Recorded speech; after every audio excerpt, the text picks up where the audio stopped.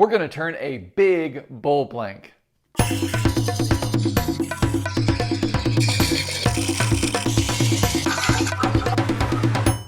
Hi, I'm Kent and welcome to Turn a Wood Bull. Today I've got a rather large bull plank. Usually when I start my videos I like to hold up what I'm going to be turning and show you right here, but you know what? This one's a little heavy. Not only is the diameter of this pretty large, it's about 15 inches or 28 centimeters in diameter, but it weighs about 50 pounds. So while I could hold it up, I'd rather not start sweating quite yet. So I'm going to leave this on the lathe for the moment. This is a beautiful piece of sweet gum that was just cut. Now, why is that important? Well, this is what is known as green wood, or wood that is holding a lot of moisture. This was only cut a day or so ago, so it is filled with moisture from the tree still. So that's what's making it very heavy. And actually, sweet gum is a relatively soft wood that when it's dry becomes very lightweight. So even though this blank is very heavy right now, when I get done turning it and the bull dries, it's gonna weigh very little. So it's kind of fun to do this. The other great thing about turning green wood is that it cuts beautifully. It will cut smoothly, as you're gonna see, and the bull gouge just slides through it like butter. It's really fun to turn. So hopefully this turns out really good and we come up with a beautiful bull at the end of it. This is most likely going to be a natural edge bull and not a live edge bull that has the bark included. This was cut in rather warm weather, and the cambium layer right underneath the bark is very active when the tree is growing. So that area is softer and it tends to not hold the bark on quite as well as when the trees are cut in cooler weather, when the cambium layer is a little bit dormant or quieter. So that's something to keep in mind if you're trying to cut wood for live edge bowls and leave the bark on. You want to cut those in cooler weather when the cambium layer is a little less active. But even if this bark comes off, this is still going to be a beautiful bowl. We've got a great looking heartwood in the center of this, very dark, just gorgeous. Now older trees will get heartwood in the center of them like this, so it's a great opportunity to make some beautiful bowls, and I can't wait to jump into this, so let's go ahead and get started.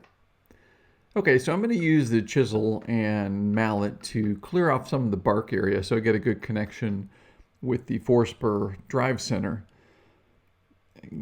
Especially with a blank that's this heavy, you want to make sure that you can support it pretty decently and get that tailstock up quickly. You want to leave a little space there in the quill so that you can readjust that tailstock. Now what I'm going to do is I'm going to line up the peaks of both the high spots of this live edge bowl. I'm going to make sure they're lined up. And right there is the cambium layer on one side, and it's lining up pretty good with the other side. Now, this is the reason that I use the 4-spur drive center and the tailstock, so I can adjust that if I need to. But they seem to be lined up and balanced pretty well at the moment. Now, like I'd like to do before I start any turning project, I sharpen my bull gouges. Sharp bull gouges are absolutely essential for quality bull turning and for not having frustration while you're turning, because dull tools will make you crazy. I've got a course all about how to sharpen your tools and also how to shape your tools. So if you want to use bull gouges shaped like the ones you're seeing here, the ones that I use, or any other shape, check out my tool sharpening online e-course. There's a link in the description below, and I'll have a link on the screen here too. You can check that out. Basically, once your system is set up and once you understand how to sharpen, you can come to the sharpening station and have your tools crisp and clean and sharp, ready to go for your turning in the amount of time that you just saw. There was no cuts there. That was basically as long as it takes to sharpen both my 1/2 inch and my 5/8 inch bull gouge. Okay, I'm starting out with my 5/8 inch bull gouge, and this is my 55-degree bevel swept back bull gouge. It's kind of my go-to profile I use most of the time. Now what I'm doing is I'm going to start taking down the corners of this bull blank and bring this down into a round shape. Now I could go across the bottom of the bull and flatten that out, and I couldn't go across the sides. But what I'm doing by rounding off this corner is I'm kind of working both of those at the same time. So by rounding off this corner, I'm taking down some of the outside and I'm taking down some of the bottom. The biggest challenge with an uneven bowl blank like this, especially one this large with this much mass, is it wants to knock the bowl gouge around when it's not trued up, when the blank isn't trued up. So the biggest challenge here, what you really want to do is with your left hand, in my case with my left hand, you see there with the gloved hand, I'm pushing with as much weight as possible down on the tool rest, not into the bowl blank. If I press into the bowl blank, I'm going to get resistance and those uneven edges are going to start kicking the bowl gouge around. Now I'm making very light cuts here. I'm having some issues with my lathe slowing down and stopping. Part of that is to do with the electronics that I have in my lathe, which are actually really sophisticated and they do a great job. I think what's occurring is they're sensing some slippage from the front 4-spur drive center that I started using. And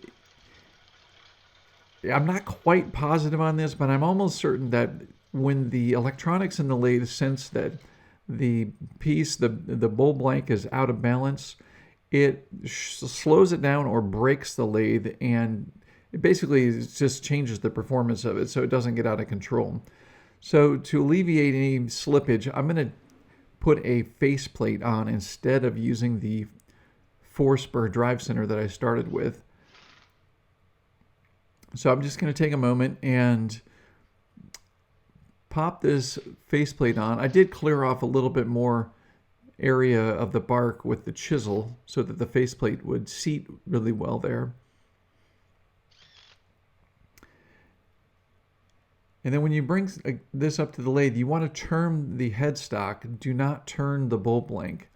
The bowl blank is a little unwieldy and it will potentially strip the threads of the headstock, so you don't want that. Okay, so everything's looking better here. I seem to be able to keep the speed up and everything seems to be turning fine. So I'm going to go ahead and continue turning, and I'm using my 5/8 inch swept back bowl gouge to rough out material and shape at the same time.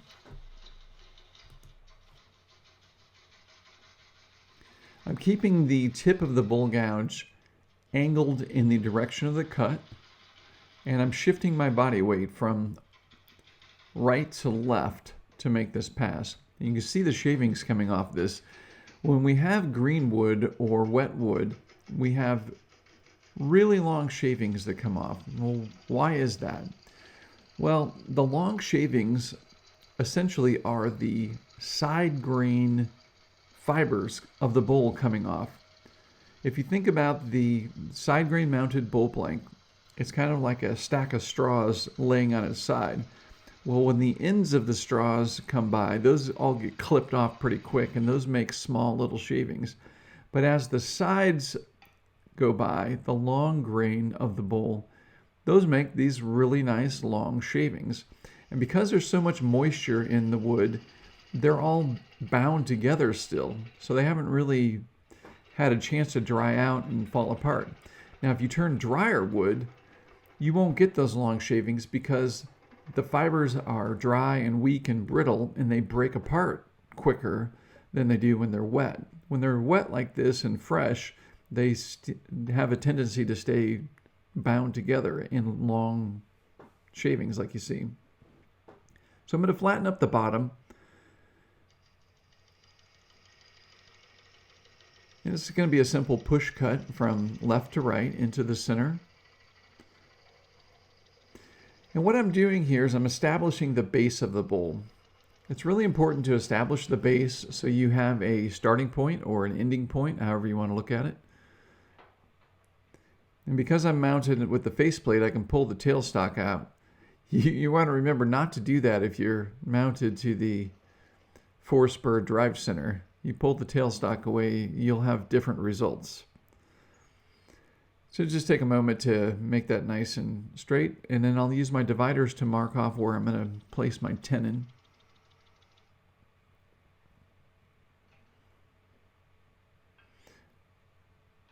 Now for finer cuts like this, I drop down to my 1/2 inch swept back bowl gouge, is a 55-degree bevel. It's basically, the smaller the bowl gouge, the more refined the cuts are. It's actually a thinner cut that the gouge will make, and that gives you the opportunity to make a little bit simpler or cleaner cut on the surface.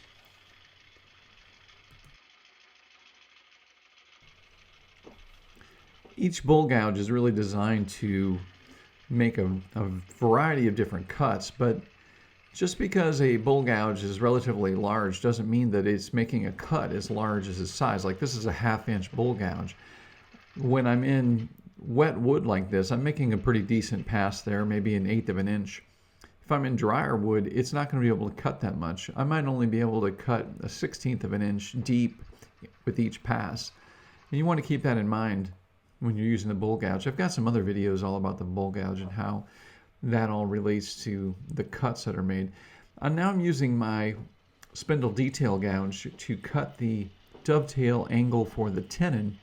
This needs to be cut back into the bottom corner there just a bit so that we get a good connection, a good fit into the four-jaw chuck later.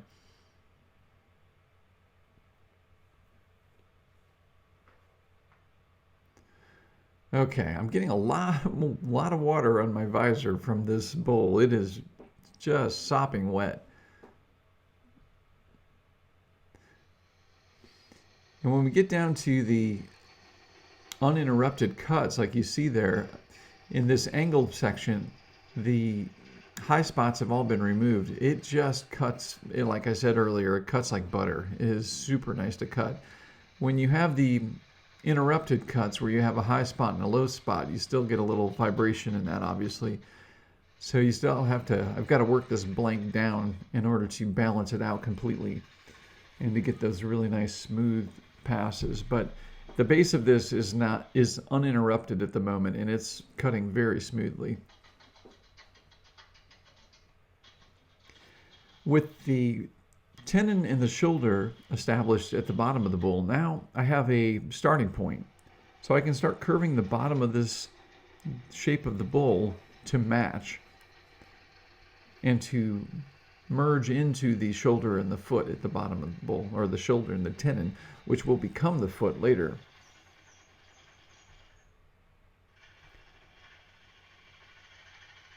It's incredible how the shavings are piling up.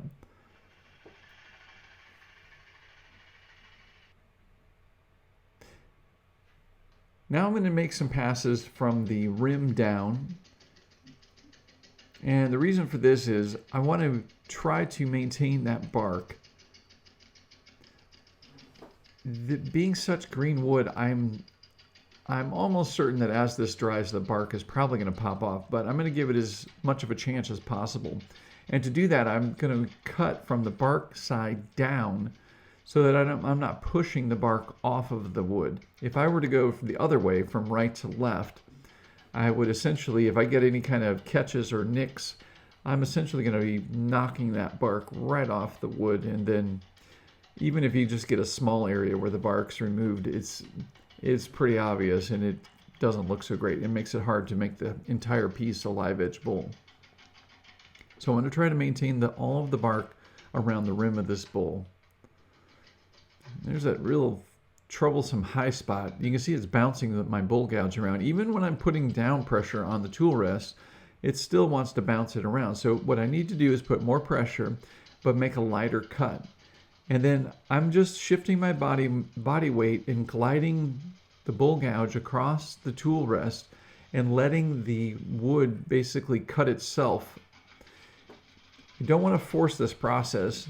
And if you start seeing a lot of vibration in your tool, that means you're making a cut that's too deep. So back up just a little bit, make a little bit thinner pass and make more passes, and you'll have better results. There you can see it's starting to engage a little bit better. I'm getting that high spot knocked down.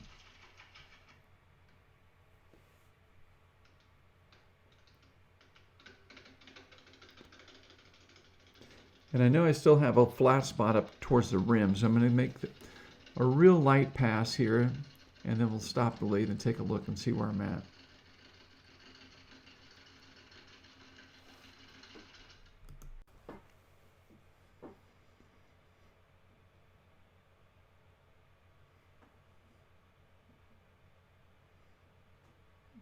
Okay, it's getting there. I've got the top rim is down to the level that will work. I just need to smooth out and merge all of these different surfaces together so that I have one continuous curve that flows around this bowl. So I'm going to take the top edge down just a little bit more, and then I'm going to pull up the bottom curve of the bowl. This is where you're kind of working in broad strokes. Now that we've got a continuous connection with the bowl, we're not really interrupted other than the top rim of the bowl. We can start doing some more aggressive shaping. And I'm making a pull cut here from the bottom up to make that shape of the bottom portion of the bowl match or blend in with the top of the bowl. Now I'm showing you this camera angle because this is what I'm focused on. I will look down at my tool briefly and make sure that I'm set up where I want it to be set up, but then I'm looking across the top of the bowl so that I see this shape, sort of what you're seeing here along the top of this image. I'm looking at that same image on when I'm turning. I'm not looking at my tool. I'm looking at the shape of the bowl. If you look at your tool, it's kind of like looking at your feet while you're riding a bicycle. You really need to be looking forward to where you're going and what the plan is. So I'm making very light passes here, but they're very important shaping passes.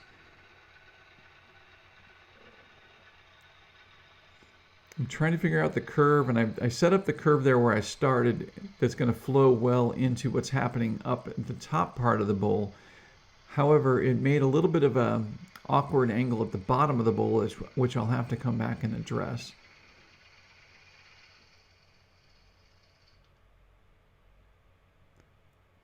There you can see all those curves. Look at my visor is completely covered with sweet gum water, which is a little bit sugary. But it's more like water. It makes me wonder if anybody's ever made sweet gum syrup. I think with maple trees, they use about 40 gallons of sap in order to generate 1 gallon of syrup. I don't think I have 40 gallons here of water, but it might be close. I have to stop frequently while I'm turning this to wipe off my visor so I can see what's going on. And I had to wipe off the camera several times as well.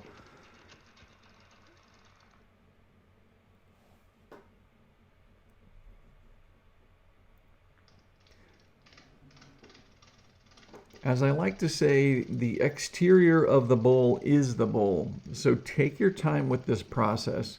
It may seem a little bit tedious, the back and forth and looking at the curves and fussing over a particular curve or a high spot. It's well worth doing this because the outside of the bowl is what defines the bowl overall. It's what we see, it's what we touch, it's what everyone will notice. Yes, the inside is important as well, but it's not as important as the exterior of the bowl. The exterior of the bowl defines the interior. Essentially, the interior of the bowl is just going to be following the same contour as the exterior of the bowl.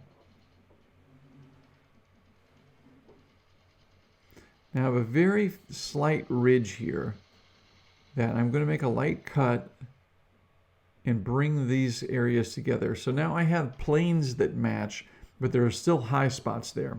So the way I'm going to address these is with the shear scrape. Shear scrape is the best thing in the world to use for a situation like this. Now, why, you might be asking? Well, number one, it shaves off very thin layers so you can work with great precision and without overdoing it. If I were to try to make push cuts to finish up these final shapes, it would be very difficult because a push cut, just the nature of a push cut, it's almost like plowing material. And that plow wants to dig in just a bit. So if I make a push cut and it becomes just a little too deep, now I've got a low spot. And the only way to resolve that with a push cut is to make another push cut all the way across the entire surface to even out everything. Instead, with the shear scrape, which I'm using right here, I can basically just shave off any high spots really delicately and very slowly so that I don't have to worry about going too far and making another groove. I'm going to put my round bowl tool rest in here. And I'll put a link to this and all the tools that I use in this video in the description below this video. And now what I'm looking for is I'm looking for high spots or interruptions in the curve. I want the exterior of the bowl to be one nice flowing curve. And I'm looking across the top of this and I can see there's the high spot where those planes met. It's pretty subtle. You could get away with just leaving it, but like I said before, take your time with the exterior, make it the way you want. So this is enough material that I am going to make a push cut. It's going to be a very light push cut. I'm just going to let the bevel rub until the tip becomes engaged and just lightly go across this high spot. You can see how thin the shavings are that are coming off. There's very little material being removed. If I slip and go too deep, now I've got a new problem. I basically have to cut the whole exterior again, and I don't want to do that. So you want to make sure that's a really light cut. So I'm going back to my regular tool rest, and I'm positioning it perpendicular to the bowl gouge so that I get plenty of support here in this shear scraping position. Then I'm going to merge all of the little facets of the exterior of this into one flowing curve.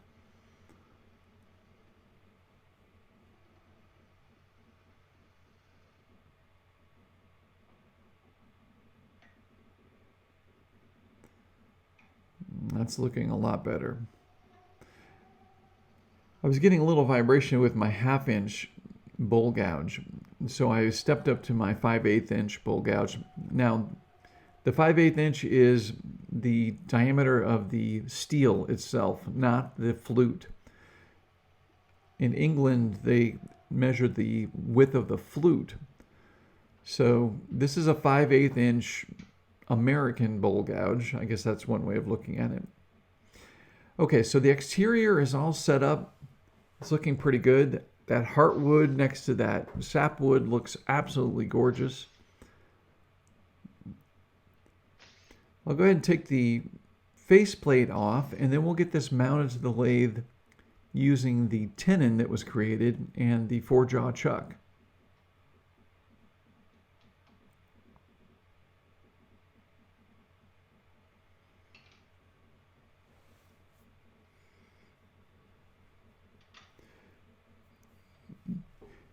Make sure you're supporting the bowl very well and pressing in so that you've got firm contact on the top of the jaws all the way around the shoulder. I've got a video all about making tenons if you need to learn more about that. Making a good supporting tenon is absolutely essential. Okay, so I'm going to bring my coring system in here, and I'm going to core out a section of this. I'll be able to get a smaller bowl blank out of this, which is 1 plus. Second plus of doing this is I'll have a little bit less shavings on the floor. And then third plus is I'll have less material to turn out of the center of this when I finish out the interior of the bowl. So I'm going to start the cut until my cutting knife is in far enough that I can get the tailstock up, which will add some additional support.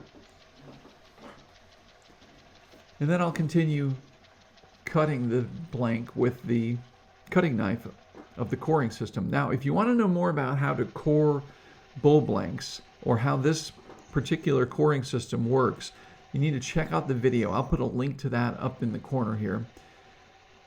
I go into great detail explaining how this works and how you can use this for yourself. I also have a really thorough article on my website, turnawoodbowl.com.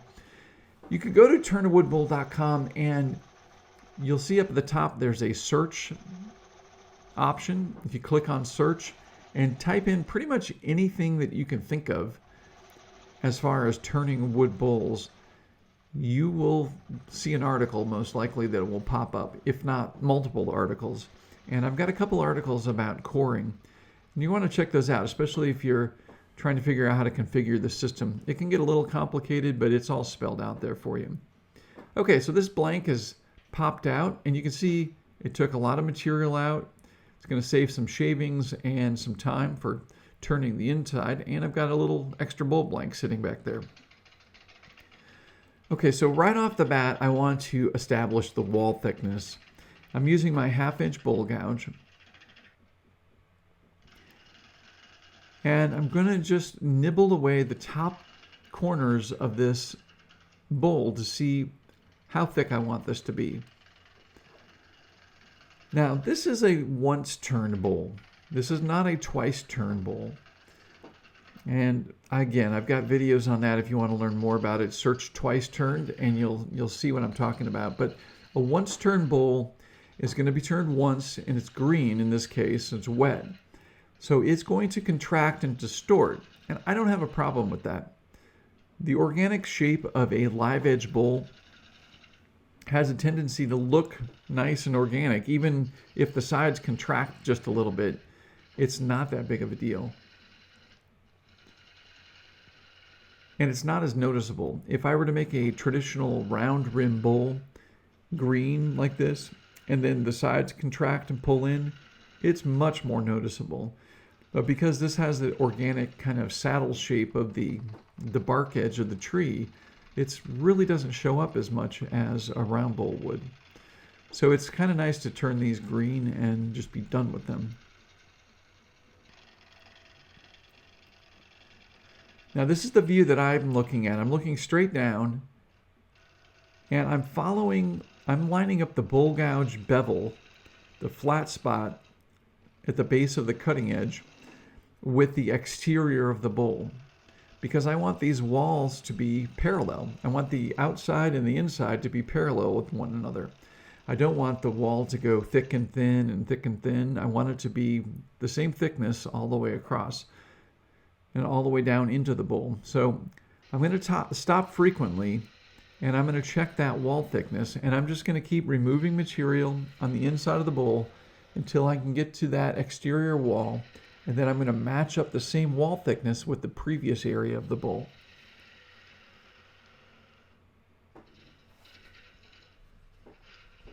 These shavings are mesmerizing. It's like being in a snowstorm almost.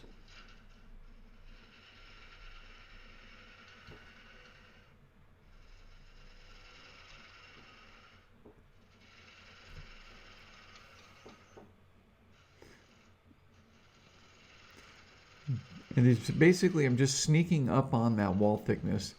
It's kind of hard to see here, but each of the cuts that I'm making as I get closer to the wall become thinner and thinner. And that's what I mean by sneaking up.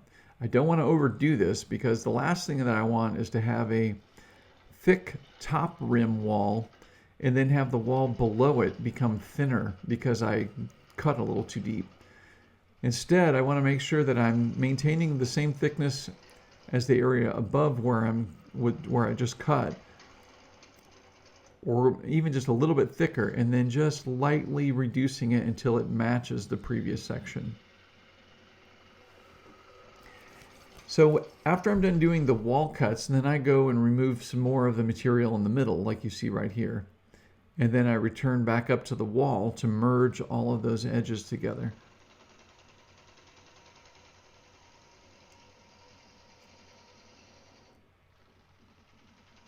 And you basically keep clearing out a trough at the bottom of the wall section so that you can continue matching the wall thickness all the way down to the bottom. Now you can see all the water coming out of this bowl. Now why is it? That's in grain right there. So why is it really wet? Well, this is a really cool phenomenon. And we think of wood as being this solid material, which it is pretty solid, but it's actually made up of tubes or fibers that are kind of like straws. And we've talked about that earlier. Well, the ingrained area is kind of like the open ends of the straws. And just like straws, if you were to take a straw and stick it down into a glass of water and then put your thumb over the end of the straw, everybody's done this at one point in their life, and if they haven't, they should. The straw will hold water. I had to do this in slow motion. Look at these shavings flying out in slow motion. This is the coolest thing. If the straw is down in the water and you put your thumb over it and you keep your finger over the end of the straw, the top end of the straw, and you lift the straw out of the water stays in the straw. Then when you release your finger from the end of the straw, all the water rushes out. Well, that same principle is happening here with the bowl. The wood fibers are holding all the water. Even though the outside of the straw is cut wide open, the inside is like the finger holding the straw or holding the top of the straw. And it doesn't allow the air pressure to go through there and release the water. However, when I cut the inside of the wall of the bowl, that's like letting go of the finger. So the little thin sections of the wall, especially in the ingrain area, have nothing behind them holding the water in. So now all the water just comes out immediately. So when you cut away the interior, you're releasing the moisture from the ingrain cells rapidly. And this is where you get sprayed with water as you're turning the bowl.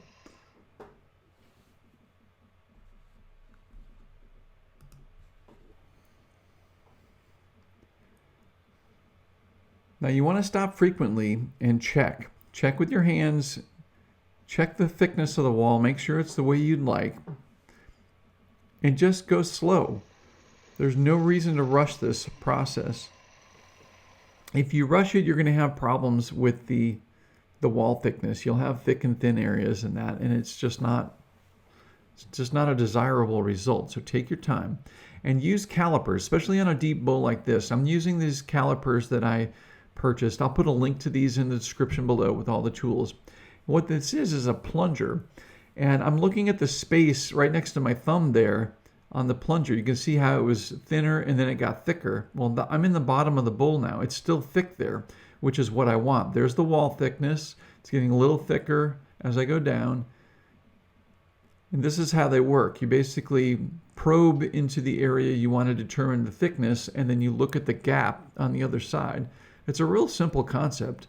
Now what I'm doing is I'm marking the spot where the wall starts to become thick again. So the top area is done and it has the right thickness, but at that point where I just drew a line, it's starting to get thicker and thicker. And this is where I'm going to sneak up on that. So I'm going to make a light cut here to start. And I'll make that cut all the way down to where I know this area that I'm cutting now deeper in the bowl is thicker, so I know I'm safe. Then I'll come up just a little bit and remove some more. And we'll remove a little more. So what I'm doing is I'm just reducing the thickness of the thickest area and just keep nibbling it down and sneaking up on that wall thickness. And you come back and check. And it's looking pretty good. And then we keep reducing that center mass in the middle of the bowl. Now I could have potentially got a larger bowl blank out of this with my coring system, but because of the shape of this particular bowl, it didn't quite allow me a good way to enter and not distort or interrupt the design I have going with the bowl. So I kind of have a love-hate relationship with the coring system. I love what it does. I love how it saves wood and how you can get up to 3 or 4 bowl blanks out of one chunk of large wood, which is really cool. However, it's somewhat restricted in that it has to be a particular size and diameter. It really needs to be half of a sphere in order for it to work at its optimum level. And that can be a little bit frustrating because I would prefer to design each bowl as I go and really make it look good as opposed to just making it half of a circle. Now you could take those blanks that are half a circle and dry them, and if their wall thickness is thicker, you can change their shape a bit, but it's still pretty it's pretty fixed to the regimen of being a half sphere. So I kind of use it to work with what I'm doing, like you saw here. I cut out a bowl blank that was just a little bit smaller than I really could have with a blank this big, only because the top rim of this live edge bowl is somewhat closed. It comes back in on itself just a little bit, and it doesn't really have the most optimal shape to be cored out. If the top rim were a little bit wider and more open, I would be able to core out a couple bowls from this, and that would be great, but instead I would rather have a much more interesting design and kind of work with the wood like I've done here and get the best bowl that I can with the piece that I've got. The other factor, and I've got to be honest, and I know this is going to be frustrating for people out there that don't have access to good timber to turn, is that I have a lot of bowl blanks and a lot of trees that I've collected and a lot of wood to turn. So I'm not in a position where I need to be making a whole bunch of extra bowl blanks so that I have something to be turning. It's a nice thing to do. It's convenient. It's really nice to do when you have a exotic piece of wood or a luxury piece of wood. I'm going to use my micro bevel bowl gouge here to reach down here.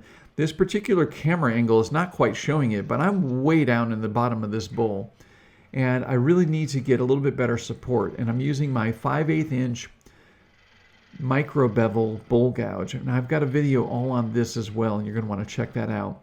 This is a great tool, especially for this exact situation where you have to get down deep into the bowl and you don't want to be knocking the rim of the bowl or knocking the bark off the live edge of the bowl. So this is a perfect tool to be using in this situation. So back to the coring system. Basically, I use it as a convenience. And if I do have some bowl blanks that are going to be very productive, or if I have a nice sized tree that I'm going to be trimming up and I can cut some large bowl blanks out of, I will make multiple cored out bowls from the coring system. I've found that the smallest bowl that it makes, which is I think about a 9-inch diameter, it's pretty small. When you have less than half of a circle of a 9-inch diameter, it sounds pretty big, but it's actually not that big, and you can basically make a small little dish out of it. It can be fine. Again, if it's an exotic wood, that's great. At least you get something out of it instead of just a big pile of shavings.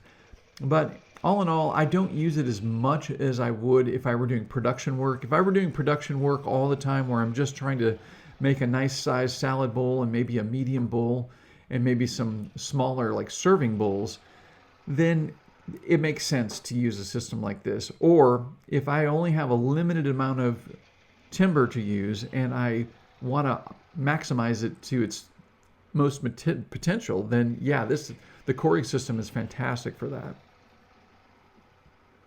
In this instance, it basically reduced the size of the interior cavity, reduced the shavings, and it allowed me to have a smaller bowl blank from this piece of wood. So it's good. It's a nice thing to use. So now this micro bevel bowl gouge is great. It basically shaves off a very thin portion with each pass. I'm riding the bevel. It has a very thin bevel up there at about a 65-degree angle.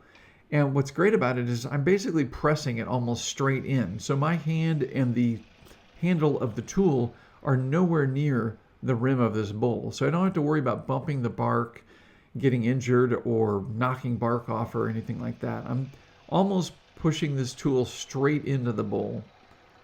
Now I'm getting a little bit of vibration there because of the weird angle of which the tool rest is sitting. This is my extended J tool rest, and again, I'll put a link to this in the description below. I think I've used every one of my tool rests on this particular turning.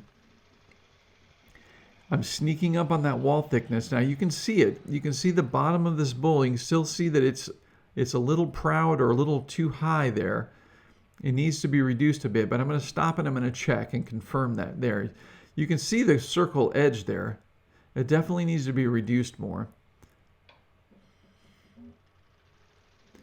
So I'm going to take my time and just remove a very thin section.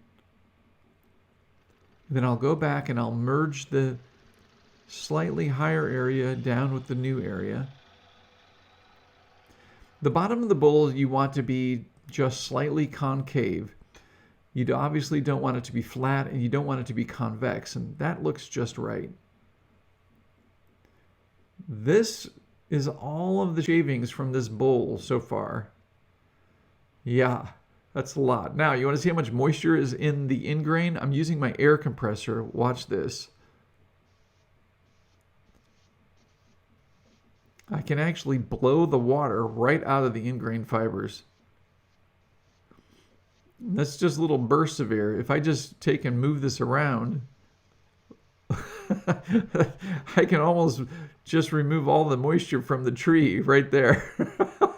That goes to show you how wet this wood is. And that's after turning.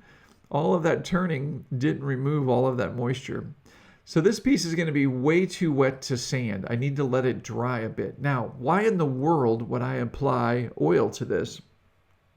Well, the oil is actually going to help seal those open ends of the end grain and allow them to dry a little bit slower. And ideally, they will dry in unison with the side grain.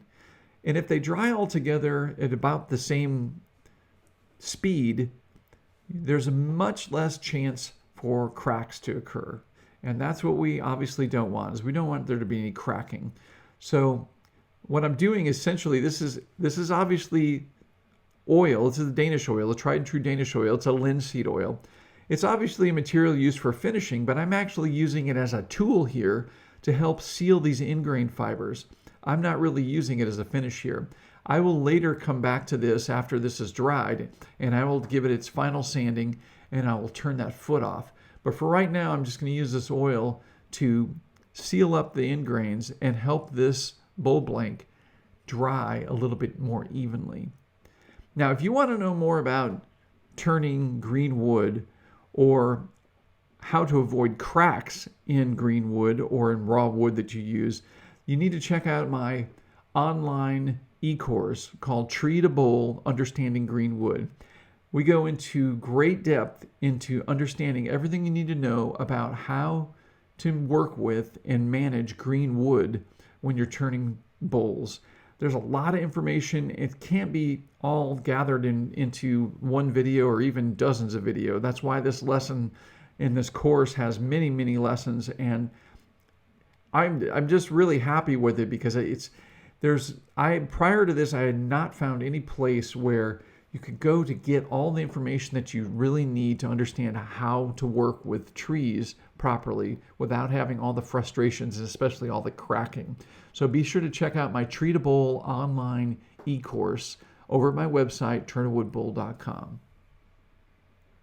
So I'm going to wipe off any excess oil here. I don't want any of that oil to stand because it'll get gummy. But I just want to put a nice film of oil on this bowl and get it ready for sanding at a later time.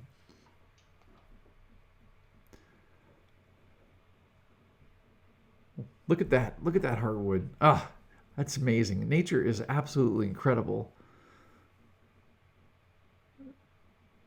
Now you can see some marks in this. This has not been sanded. And you can also see the cambium layer there. It's actually working its way out just a little bit, and that's going to probably become a lot more tender as this bowl dries. Look at those patterns and those colors. I love this wood. Well, here it is. It's almost complete. However, I'm going to need to let this sit for a few weeks and thoroughly dry. This is extremely green and extremely wet, and it's not going to dry enough in the next several days for me to sand it properly. Now, I applied that thin coat of oil, Danish oil, which is basically pure linseed oil. It's a tried and true product called Danish oil. I applied that so that it will actually help seal the end grain fibers here, so that moisture isn't escaping rapidly from these ends as much as it possibly can. The side grain will hold moisture longer, and because of that, we're going to have uneven drying, and we want to be really careful that it doesn't dry too unevenly because that's what causes cracking. So that coat of oil is going to help protect this a bit, and slow down that drying process a little bit. So I'm going to let this go a week or two, or until the weight has come down a lot and it's drier, and then I will final sand it and apply the final finish. I'm also guessing that this bark might come off between now and then. As the wood dries and contracts, it may push this bark off. So we'll just have to see how that happens. If it does, then I'll remove any other bark that's on here and I will sand this top edge of the wood, and it'll simply become a natural edge bowl instead of the live edge bowl that you see now. And then once that's all sanded and that, I will take the shoulder and the tenon and turn this and shape it into the final foot for the bowl, and it will be complete at that point.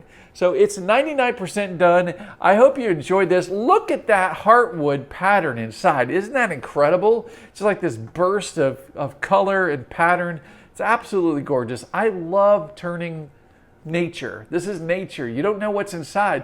This tree in a smaller version is basically just this blonde colored wood. There's no heartwood in it. But older trees will have heartwood in it like this, and you get these incredible patterns. So you never know what you're going to come up with. All right, guys, I hope you enjoyed this video. If you did, leave me a comment below and let me know what you thought of this. And if you've turned green wood before, let me know what you've experienced. If you've liked this video, click that like button and be sure to subscribe if you're not already subscribing, and check out my channel, turnawoodbull.com. I've got tons of information, including online courses over at turnawoodbull.com. You're not going to want to miss it. All right, guys, until next time, as always, happy turning.